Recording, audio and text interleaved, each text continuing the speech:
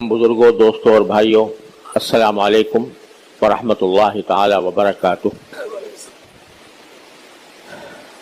अल्लाह तबारक व ताला का फजल व करम है कि अल्लाह ताला ने हमें मुसलमान पैदा किया, इस्लाम की नेमत अता फरमाई, ईमान की नेमत अता फरमाई। इस इस्लाम और ईमान के कुछ तकाज़े हैं और वो ये कि बुनियादी तौर पर उसको इस लफ्ज़ में ताबीर किया जा सकता है कि बुनियादी तकाज़ा ये है कि इंसान अपनी ज़िंदगी नबी करीम सरवर दो आलम सल्लल्लाहु अलैहि वसल्लम की तालीमात के मुताबिक गुजारे, इत्तिबाए सुन्नत को अपना शिआर बनाए, अपना मकसद बनाए और ज़िंदगी के हर शोबे में रसूल करीम सरवर दो आलम सल्लल्लाहु अलैहि वसल्लम की पैरवी करने की पूरी कोशिश करें। अब जैसा कि आप हजरात को मालूम है और मैं कई बार अर्ज भी कर चुका हूँ कि नबी करीम सल्लल्लाहु अलैहि वसल्लम की पैरवी सिर्फ इबादात में नहीं है। इबादात बेशक बहुत बड़ा आला अमल है, नमाज, रोज़ा, हज, ज़कात, उम्रा, तिलावत, ज़िक्र, तस्बीह बहुत बड़ा रुकन अरकान हैं दीन के, लेकिन दीन इनमें मुनहसिर नहीं है।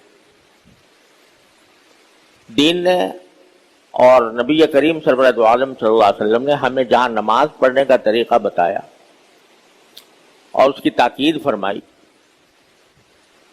और रोज़े का और हज का और ज़कात का हुक्म दिया, वहाँ आपने अपने कौल व फ़ेल से इस बात की भी तालीम दी कि हर मुसलमान दूसरे मुसलमान का भाई है।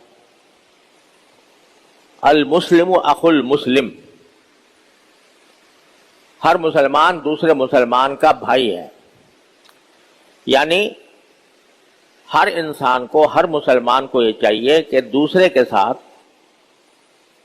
भाईचारे का मामला करे, हमदर्दी का रवैया अपनाए और उसकी हत्तल इम्कान उसकी किसी मामले में मदद करने की ज़रूरत हो तो मदद करे, उसकी कोई हाजत है तो उस हाजत को पूरा करने के लिए जो असबाब हो सकते हैं वो इख्तियार करें। इसकी तालीम भी रसूल करीम सल्लल्लाहु अलैहि वसल्लम ने बड़ी अहमियत के साथ दी और यह पूरा बाब है मुआशरत का बाब कि एक दूसरे के साथ हमें किस तरह जिंदगी गुजारनी चाहिए, दूसरों के साथ हमें कैसा रवैया अपनाना चाहिए। और उसका अस्लुल उसूल जो रसूल करीम सल्लल्लाहु अलैहि वसल्लम ने इरशाद फरमाया वो ये कि अहिब्ब लिअखीक मा तुहिब्बु लिनफ्सिक वकरह लिअखीक मा तकरहु लिनफ्सिक, कि अपने भाई के लिए भी वही बात पसंद करो जो तुम अपने लिए पसंद करते हो और अपने भाई के लिए भी उसी बात को नापसंद करो जिसको अपने लिए नापसंद करते। यानी ये बहुत बड़ा असुल उसूल रसूल करीम सल्लल्लाहु अलैहि वसल्लम ने बयान फरमाया कि हम लोगों ने आपस में जिंदगी गुजारने के वक्त दोहरे पैमाने कायम कर रखे हैं कि मेरे लिए तो मेरे सारे हुकूक हैं, मुझे मेरे सारे हुकूक मिलने चाहिए और उस हुकूक की खातिर अगर किसी से झगड़ा करना पड़े तो झगड़ा भी करने को तैयार है, लेकिन दूसरे के क्या हुकूक है मेरे ऊपर और अल्लाह ताला ने मेरे ज़िम्मे क्या फ़राइज़ आयद किए हैं दूसरों के सिलसिले में, इसकी तरफ आमतौर से तवज्जो नहीं होती। अपने लिए कुछ और पैमाना है और दूसरों के लिए कुछ और पैमाना है।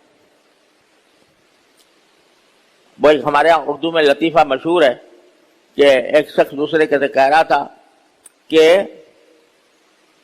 جب ہم تمہارے گھر جائیں گے تو تم ہمیں کیا کھلاؤ گے، اور جب تم ہمارے گھر آؤ گے تو کیا تحفہ لے کر آؤ گے؟ مطلب ہے کہ ساری ذمہ داری تمہارے اوپر ہے.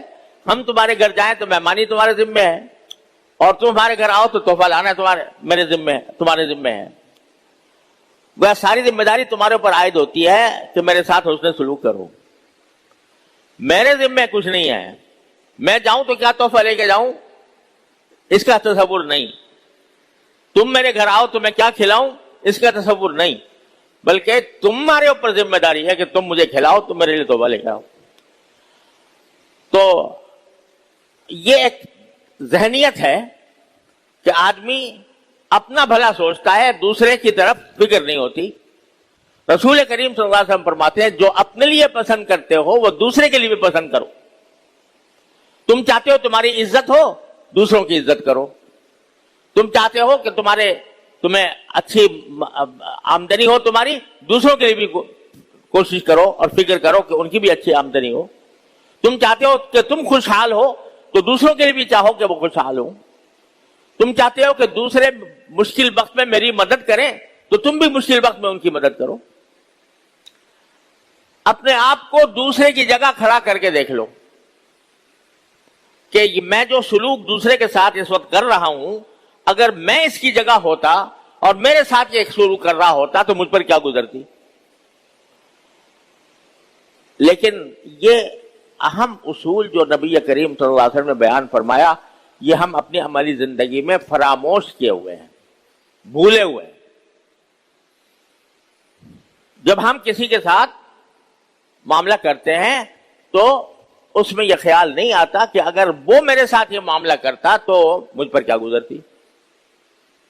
مثال کے طور پر ہم مجلس میں بیٹھے ہیں اور کسی شخص کا ذکر آ گیا، مسلمان بھائی کا، اس کی برائیاں بیان کرنی شروع ہو گئی، اس کا مذاق اڑانا شروع کر دیا گیا.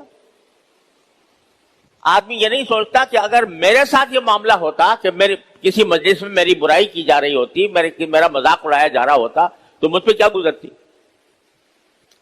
اور یہ غیبت ہی کی بات نہیں، بلکہ بس اوقات ایسا ہوتا ہے مجلس میں کسی کو شرمندہ کیا جاتا ہے، اس کی نقل اتار کر، اس کا مذاق اڑا کر اسے شرمندہ کیا جاتا ہے. تو یہ نہیں سوچتا کہ اگر میرے ساتھ یہ معاملہ ہوتا کہ بھری مجلس میں میرا مذاق اڑایا جاتا، بھری مجلس میں میری برائیاں بیان کی جاتی اور مجھ پر کیا گزرتی. رسول کریم صلی اللہ علیہ وسلم ارشاد فرماتے ہیں کہ اپنے آپ کو دوسری کی جگہ کھڑا کر کے دیکھ لو کہ میں ہوتا اور میرے ساتھ یہ سلوک ہوتا تو میں پسند کرتا یا ناپسند کرتا. اگر اپنے لیے بھی پسند کر رہا ہو ٹھیک ہے، اس کے لیے بھی پسند کرو. اپنے لیے ناپسند کر رہا ہے اس کے لیے بھی ناپسند کرو. یہ اصول نبی کریم صلی اللہ علیہ وسلم نے ارشاد فرمایا. اور ساتھ میں یہ حدیث جو میں نے آپ کے سامنے پڑھی وہ یہ کہ اگر کوئی بندہ اپنے کسی بھائی کی مدد کر رہا ہے تو اس کی اتنی فضیلت بیان فرمائی کہ جتنی دیر وہ اپنے بھائی کی کوئی مدد کر رہا ہوتا ہے، اس کی کوئی حاجت پوری کر رہا ہوتا ہے، اتنی